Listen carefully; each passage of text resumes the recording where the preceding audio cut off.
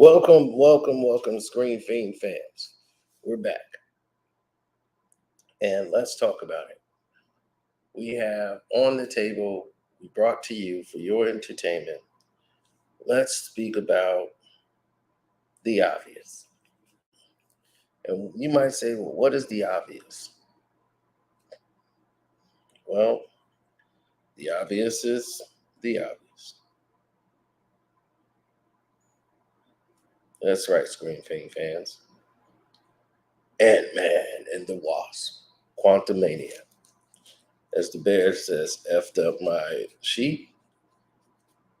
Cool. Ant-Man and the Wasp. The whole trailer review. Now,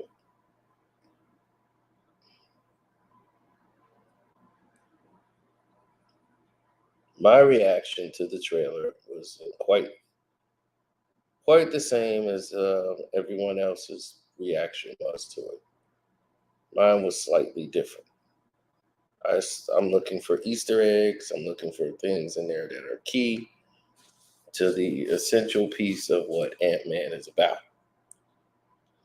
Ant-Man quietly has been one of the most accurate, more character-driven, drawn out, interesting Marvel series. Each one got better. I felt Ant-Man 2 was better than Ant-Man 1. Ant-Man and the Wasp. I felt like that one was better than the first one. And I loved the first Ant-Man. But the second one I felt was more drawn out. It was better and made more sense. And it led to opening up the whole planet, like the whole MCU and where it's going now. The quantum era and everything else. That dynamic, Ant-Man is taking everybody through that realm as we're entering the quantum series. Ant-Man and the Wasp. And it started in the first Ant-Man. Like this is going to open up a whole span of about 7 8 years, almost a decade of movies.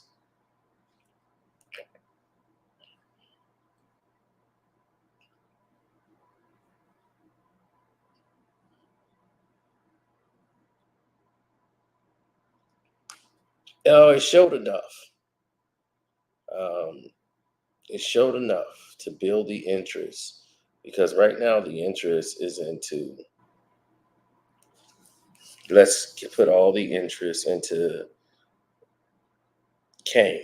Kang is the guy who they want to see.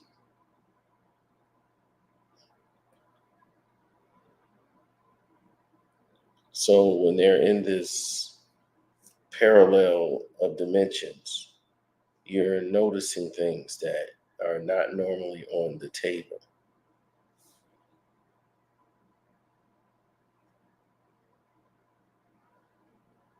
So when you got Quantumania,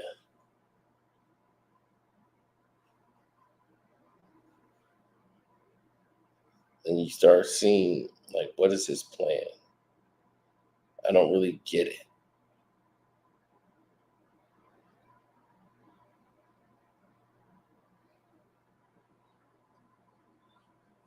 I know.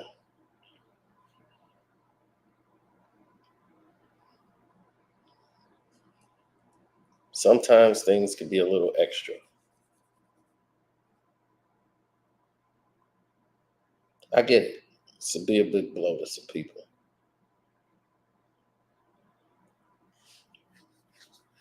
Well, Lang is rich now, so he don't really have to focus on too much.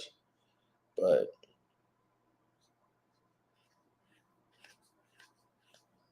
I don't care if they flag it or not.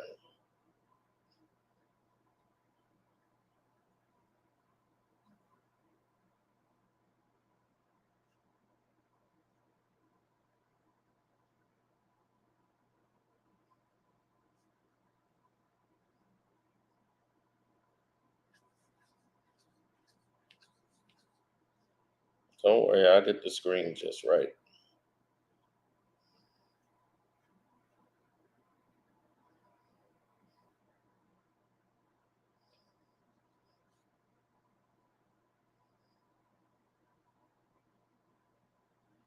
All right.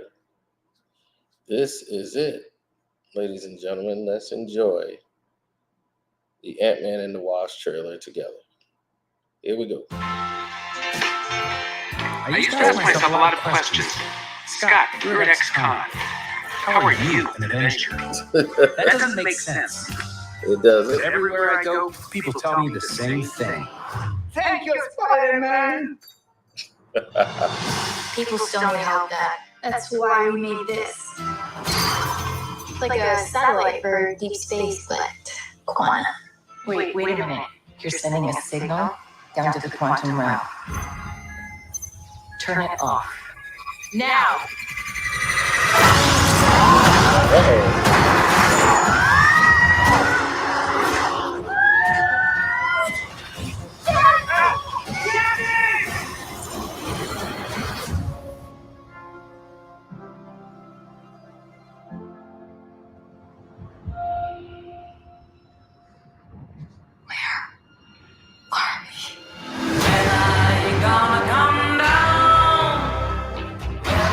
That was dumb of her to create that. I should have stayed on the phone. I should have. They're inside the quantum realm. It's a secret universe. It looks like King the Conqueror must have pulled them What are in. you so afraid of? He's afraid of Kang. There's something I never told you. This place. It isn't what you think.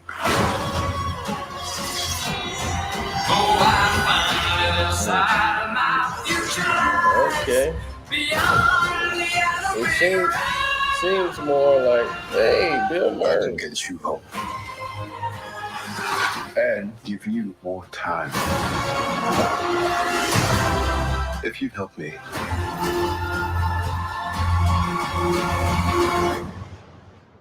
So, what's it gonna be? Ant-Man.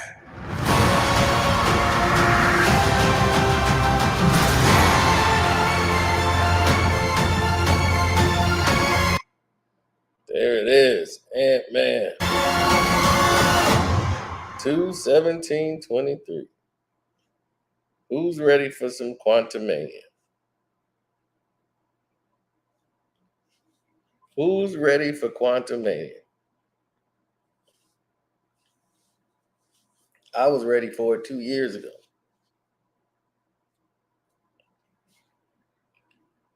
Yeah, the Bears cost me a lot of money tonight.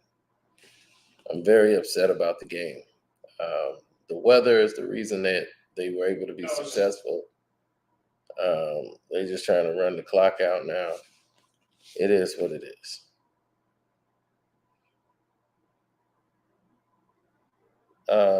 When am I doing the spoiler review for Black Adam? Probably won't be long from now. Shouldn't be long from now. But it is what it is. I want people to be able to actually go out and see it. It's not really to spoil it.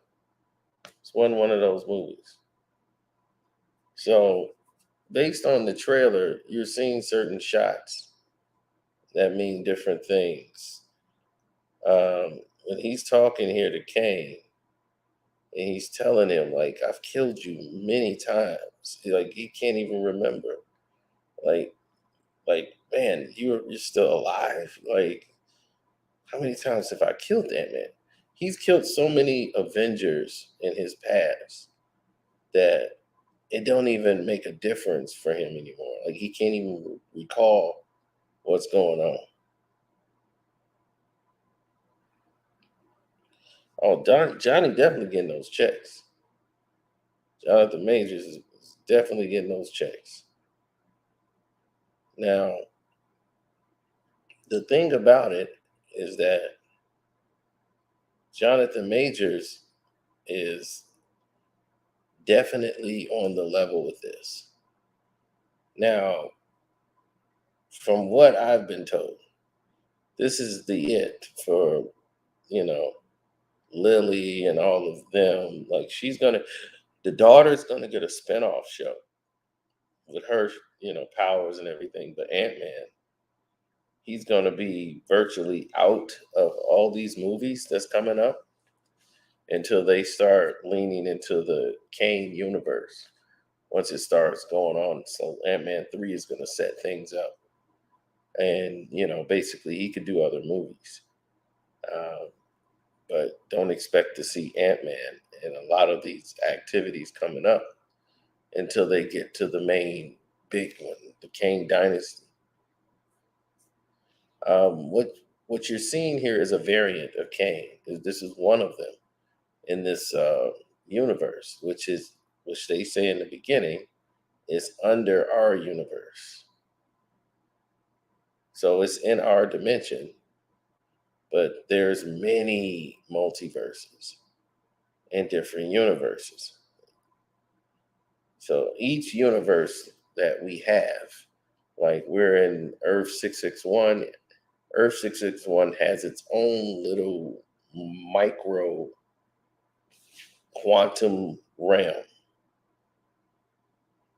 But what was cool here was the CGI and the different aliens that live under there.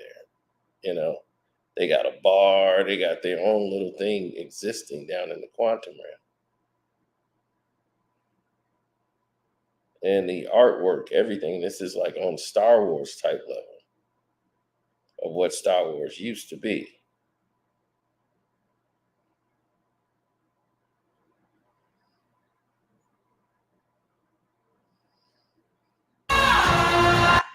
And Bill Murray. And Bill Murray appears to be a very interesting character. He seems to be probably one of the villains of the movie, who probably runs the quantum realm, or the one that's under Kang, that Kang comes over to rule.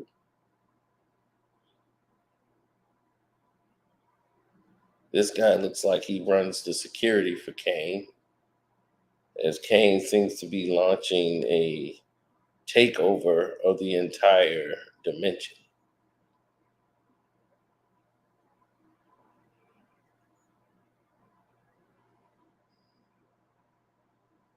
Well, she's showing them how to navigate down in certain parts, and they seem to be split up at times. They don't seem to be all together. Then they seem like they find each other. It seems like Ant-Man is with his daughter. Then he meets up with everyone else, because they all didn't enter at the same time. Kang seems to be making a weapon that helps him go back and forth through time and be able to communicate. What universe is Bill Murray in? Wherever he goes, he's probably got a Cubs hat and everything. He's going to be Bill Murray through the whole thing.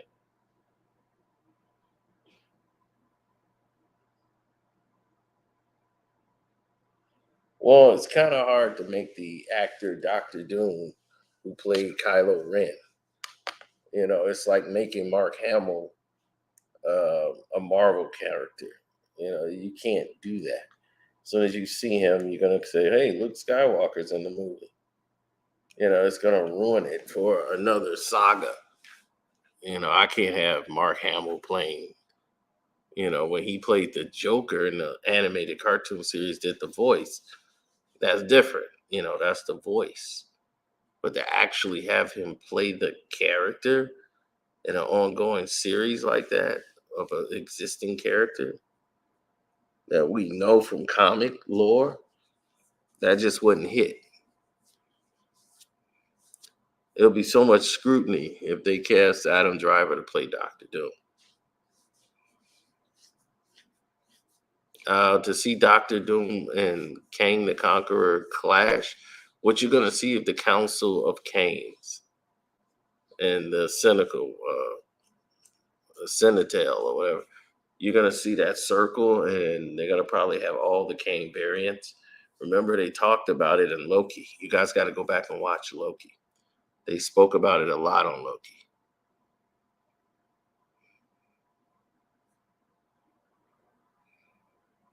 The spinoff shows are killing the MCU? No, they're not. They just really throwing content out there to to broaden the horizons. A lot of the times you think that these shows are for you, and they're not.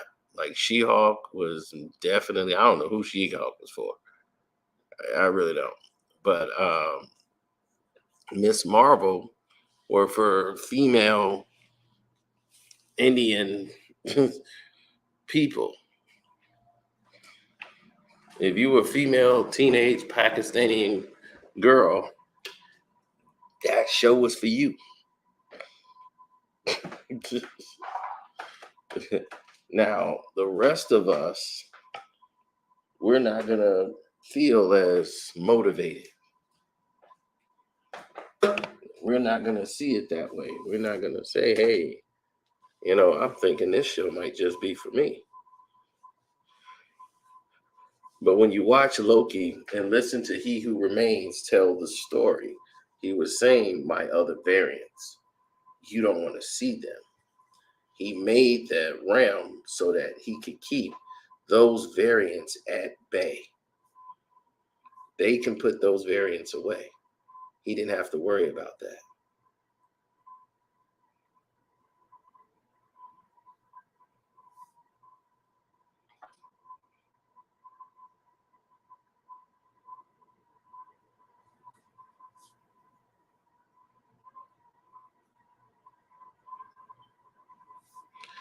They looking at a lot of actors to play Dr. Doom. And they've already have an actor to play Victor Doom. From what I've been told, it's secret. I'll just wait to be surprised. Or someone leaks it. Kylo Ren wasn't terrible. The thing about it is you got to look at the writing and the rewriting and the restructuring of what Kylo Ren was supposed to be. They turned him into a brat, a spoiled brat. And instead of being feared and something fierce, they just made him like a spoiled little brat. So everything that they were establishing in the first film, they deteriorated as the series went on. Sort of like Halloween. Scott Eastwood is Dr. Doom. I'm out the door. That's immediately bad casting if he's Victor Doom.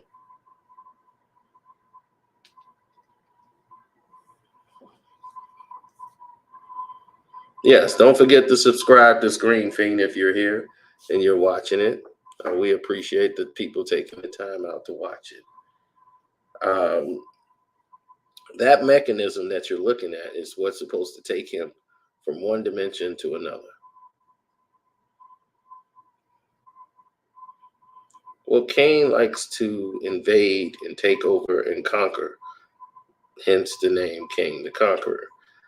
Why she felt this was supposed to help things, as the daughter Casey is older now and played by another actress.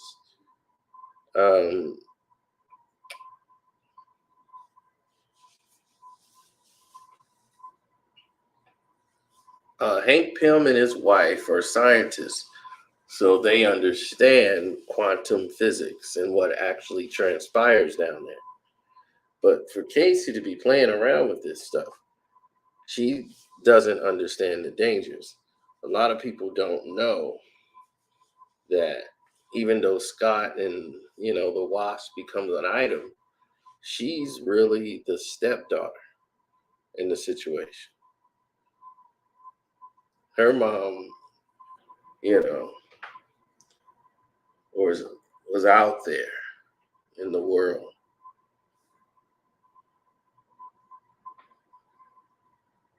And dating and being with her new man and all that stuff. So she was really out of the equation, and she started spending more time with her dad.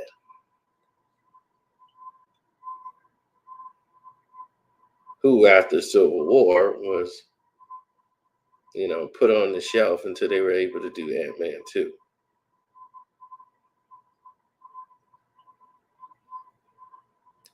as you can see, Kang is getting ready to raise his army to go and attack for war. And you can see that is that circle in between that powers the ship is the same thing that she used to be a signal beacon to the quantum realm. Why she did that, we will have to watch the movie to see what made her decide to go that route.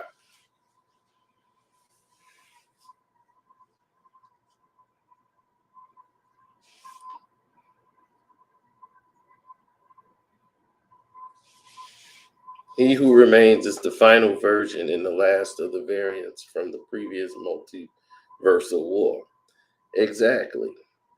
And what happened is he created the whole time situation, the time police and all that, to watch the timelines, to make sure they don't go off course, to correct all these things, to keep everything in a balance.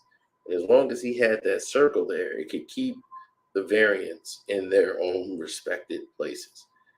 Now that they've broken that, now that the other Loki has killed him and have broken that timeline and didn't keep the timelines in place, now all hell has broken loose. And now all the variants, the Kang variants, are going to come and conquer. But this time it'll be different. They're going to unify. And it should be the circle of Kangs to conquer their own universe. But the variants will all turn on each other eventually because it's never going to be enough for Kang. So when the Kang Dynasty rises up, you're going to see through all these movies, Kang is going to demolish everything. Y'all thought Thanos did something. Wait till you see what Kang does.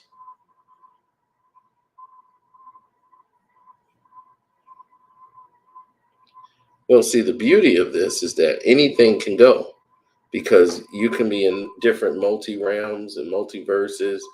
As you could saw from Doctor Strange, anybody can get it. Anybody can go at any time.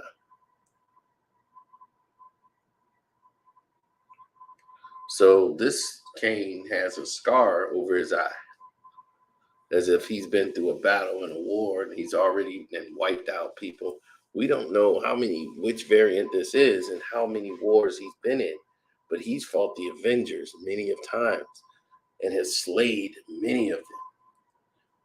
So even Ant-Man, who's standing in front of him, he can't believe it. He's like, didn't I kill you already? Like, he can't even recall.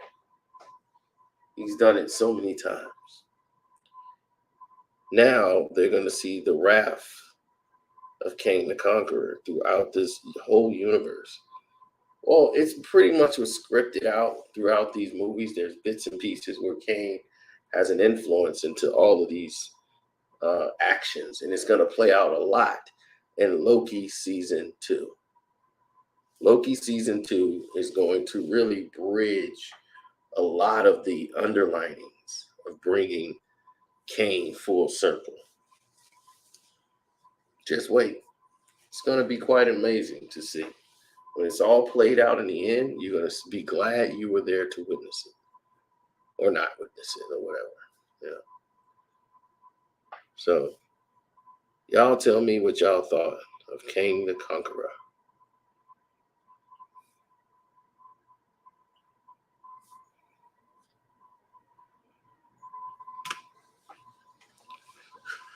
Oh, way to go, Diana. I'm very proud of you. Take care. You know, we all wish you well. I'm glad you're recovering, and everyone here wishes you a fast, great health and recovery. So,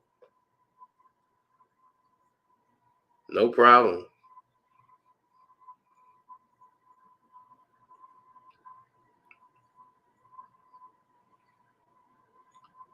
She-Hulk was going more for the feminists. They didn't make it for males.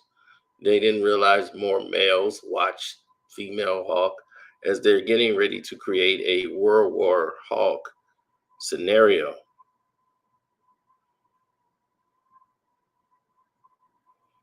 So when you do World War Hawk, you're going to basically cheat it.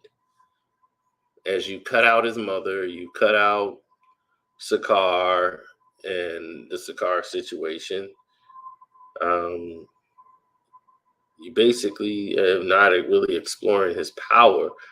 It's like they're taking the character and you've wiped out him being angry, and now you got like Banner Hawk in there instead of World War Hawk, where he has his rage, his anger, and his bitterness. And all of that's been changed. So now this World War Hawk is going to become Planet Hawk. And then now you're going to see Planet Hawk mixed in with some storyline of World War Hawk. But it's going to be a CGI money fest. So hope they're ready to spend a lot of money. So I'm going to get out of here. Thank you for your time. And yes, we will be doing some spoiler reviews for Black Adam. And I'm out.